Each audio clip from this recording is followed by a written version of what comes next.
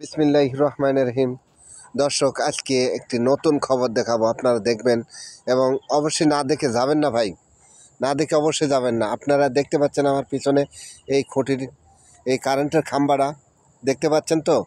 এই কারেন্টের খাম্বা একটা মেন রোডের ভিতর দিয়ে দেখেন গেছে। আসলে এই খুঁটিটা সরাতে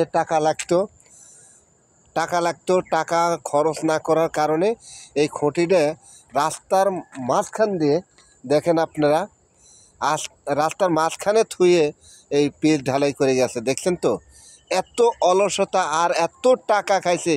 টাকা যে কত পরিমাণ খাইছে, টাকা খরচ করার পরে কিন্তু কয়েক হাজার টাকা খরচ করলে খুঁটিটা, অথচ এই সাইটে করা যাইতো, এই সাইটে করা যাইতো, কিন্তু করে নাই। আপনারা দেখেন, তারপরেও একটি দেখাবো আসলে পল্লী বিদ্যুতেরা কী করে আর সরকার কিভাবে টাকা কামাই করে নিয়ে গেছে।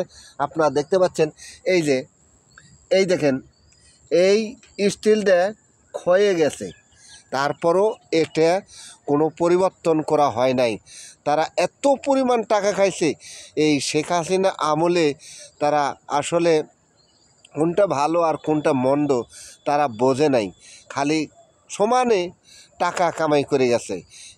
এই খুঁটিটা যদি একটু সরা দিত, তাহলে এমনি গাড়ি যেতে আর একটু সুবিধা হতো। তারপরেও এইখানে এই খুঁটিটার অবস্থা খুব বেহাল অবস্থা দেখতে পেলেন। মানে এই সাইডে নাই, এই সাইডটা ক্ষয়ে গেছে, তাও এই খুঁটিটা, কারেন্টের এই খুঁটিটা পরিবর্তন করে নেই।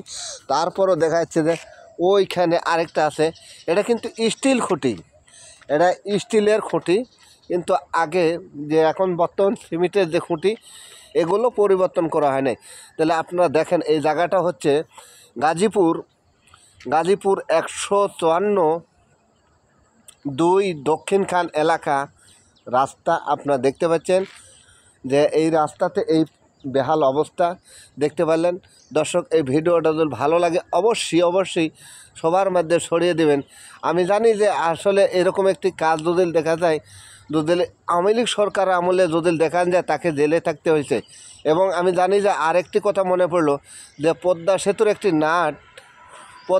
একটি নাট খোলা যাওয়ার কারণে এটা তুলে ধরছিল এইভাবে ভিডিওতে, তারা জেল খাটতে হয়েছে, হাজত খাটতে হয়েছে। ধন্যবাদ দর্শক, এই ভিডিওটা যদি ভালো লাগে অবশ্যই লাইক শেয়ার করবেন। বরং এই খুঁটি না, তারপরে এই যে আরেকটা খুঁটি আছে দেখতে পাচ্ছেন, ও খুঁটির গোড়াটাও এই অবস্থায় আছে। এই স্টিল খুঁটিগণ এই রাস্তার মাঝখান দিয়ে আপনারা দেখেন, এটা কোনো সভ্য সরকারের কাজ, এটা ভালো সরকারের কাজ, এটা অবহেলিত সরকারের কাজ। তাছাড়া অবহেলা ছাড়া আর কিছুই না।